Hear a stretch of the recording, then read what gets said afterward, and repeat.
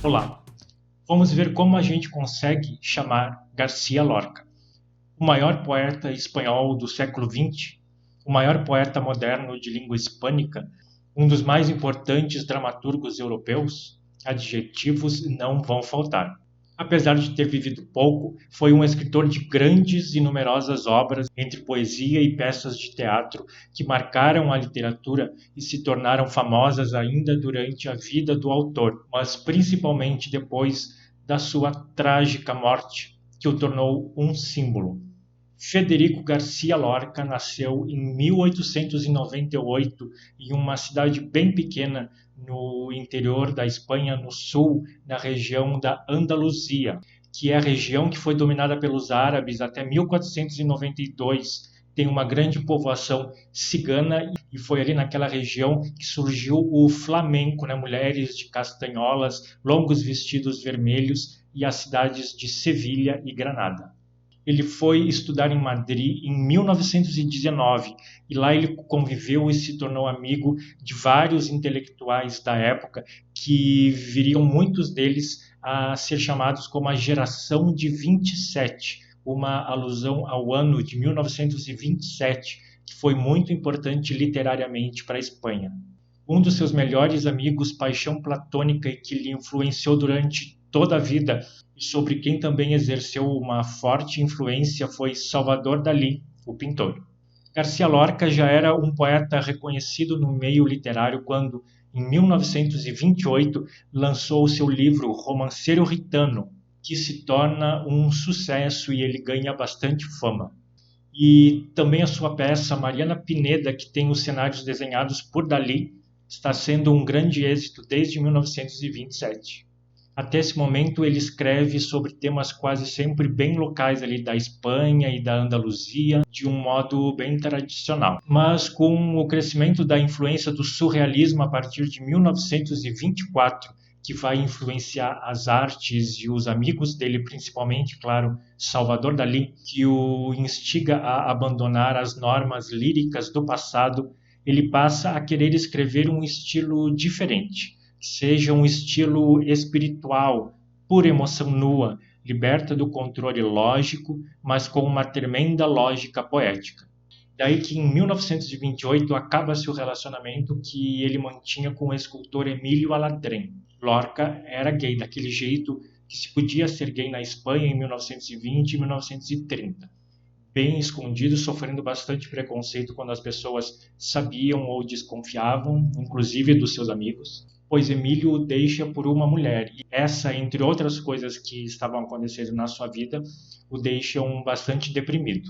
Meses depois, já em 1929, surge a oportunidade de ele ir aos Estados Unidos com um amigo, o professor e político socialista Fernando de los Ríos.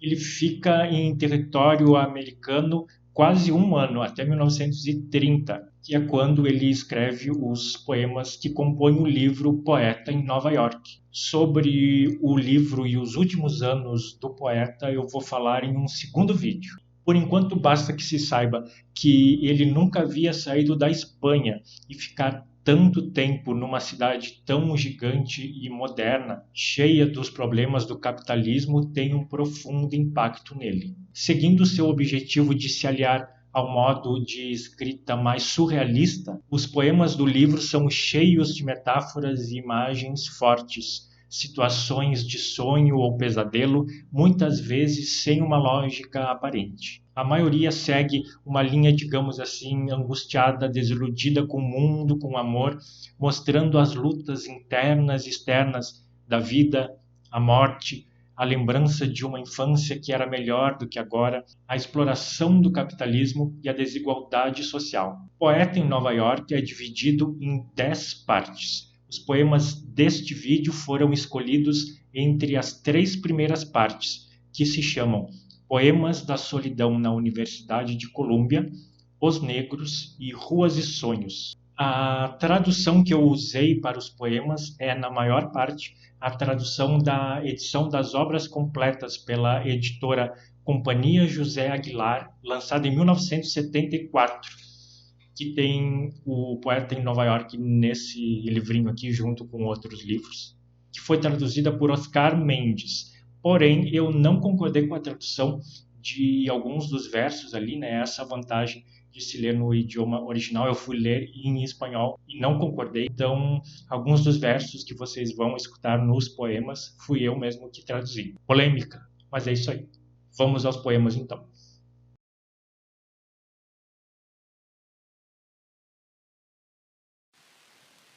Assassinado pelo céu, entre as formas que vão para a serpente e as formas que buscam o cristal, deixarei crescer meus cabelos.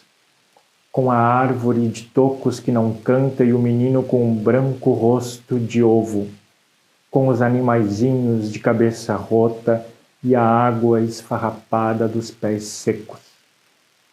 Com tudo quanto tem cansaço, surdo-mudo e mariposa afogada no tinteiro, tropeçando com meu rosto diferente de cada dia assassinado pelo céu.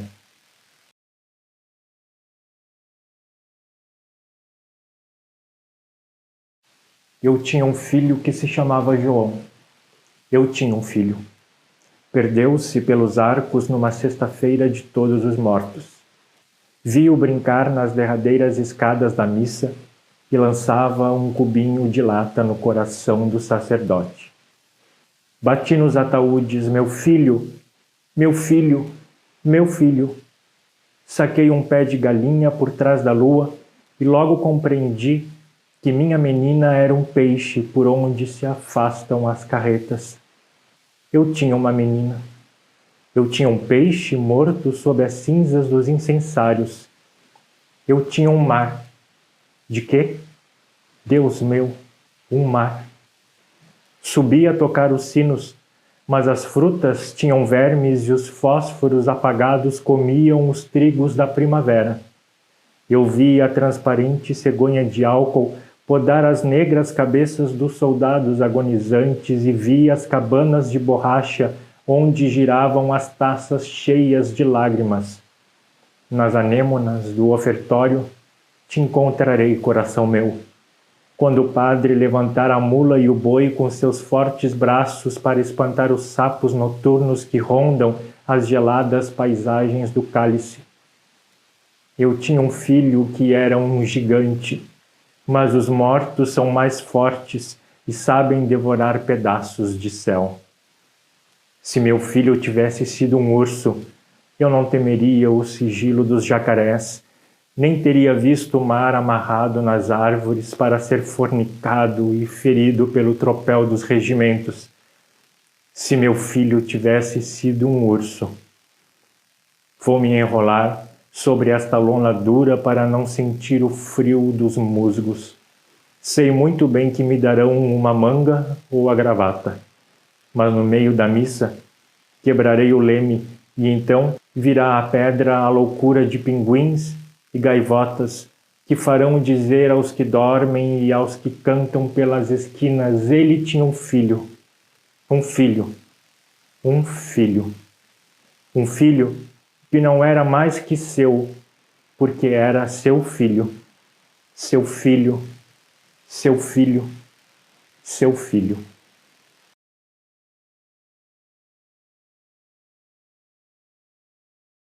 Ficaram sozinhos.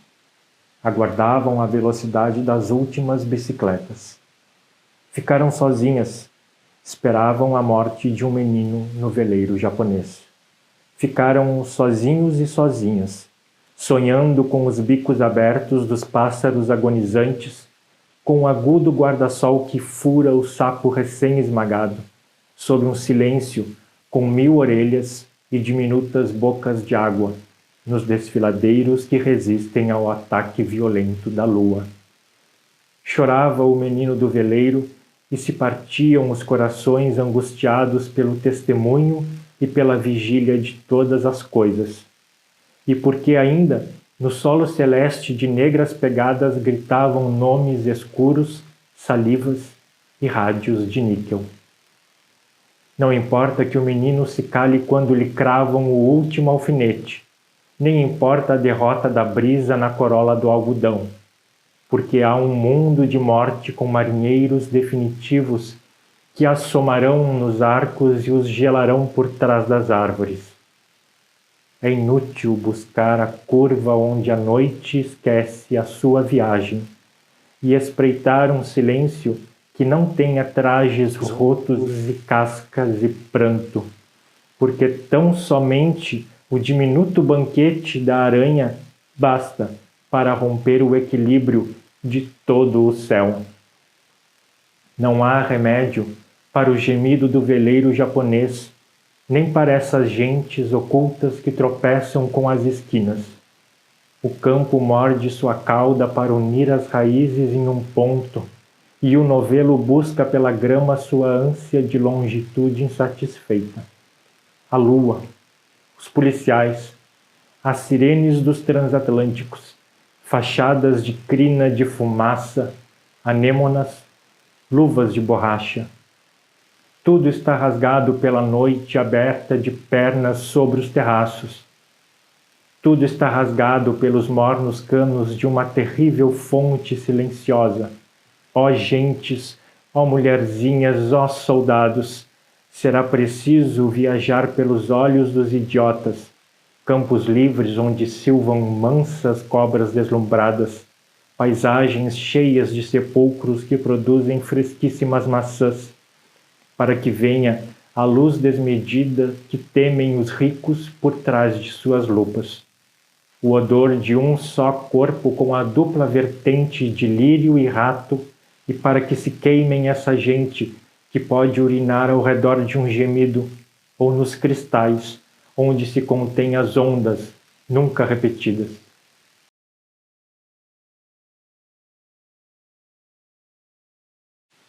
Ninguém dorme pelo céu. Ninguém. Ninguém.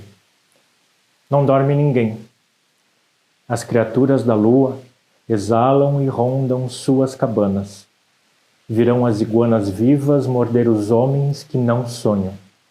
E o que foge com o coração partido encontrará pelas esquinas o incrível crocodilo quieto sob o terno protesto dos astros. Ninguém dorme pelo mundo. Ninguém. Ninguém. Não dorme ninguém. Há um morto no cemitério mais distante que se queixa há 3 anos porque tem uma paisagem seca no joelho.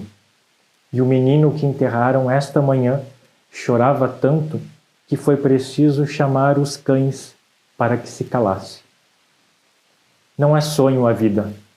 Alerta, alerta, alerta.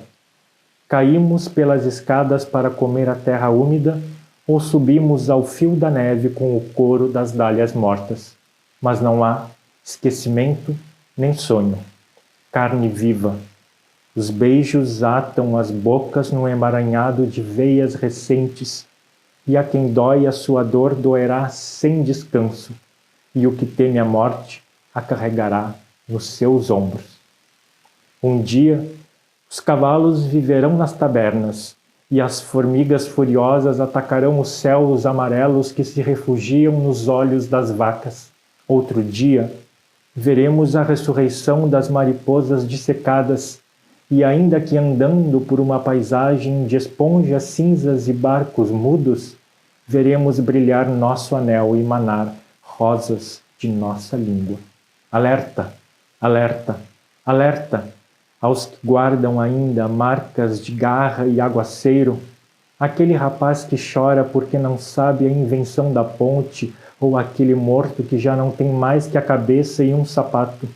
É preciso levá-los ao muro onde iguanas e serpentes esperam, onde espera a dentadura do urso, onde espera a mão mumificada do menino e a pele do camelo se eriça com um violento calafrio azul. Não dorme ninguém pelo céu. Ninguém. Ninguém. Não dorme ninguém. Mas se alguém fecha os olhos, açoitai-o, meus filhos, açoitai-o. Haja um panorama de olhos abertos e amargas chagas acesas. Não dorme ninguém pelo mundo. Ninguém. Ninguém.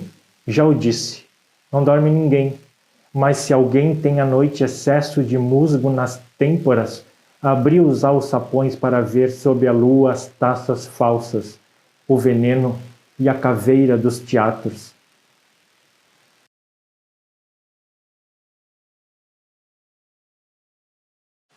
Se não são os pássaros cobertos de cinza, se não são os gemidos que golpeiam as janelas da boda, serão as delicadas criaturas do ar que manam o sangue novo pela escuridão inextinguível.